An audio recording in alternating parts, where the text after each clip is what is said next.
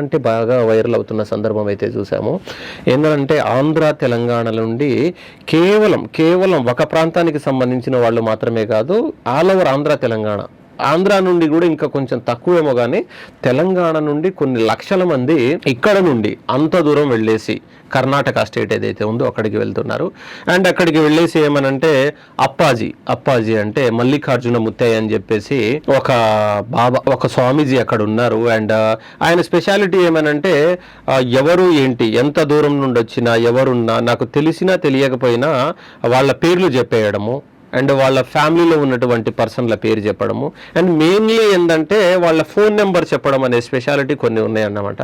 And చాలామంది నమ్ముతున్నారు, చాలామంది వెళ్తున్నారు. అండ్ అక్కడి ప్రాంత జనాలు తక్కువేమో కానీ ఈ ఆంధ్ర, తెలంగాణ నుండి ఎక్కువ ఉన్నారు.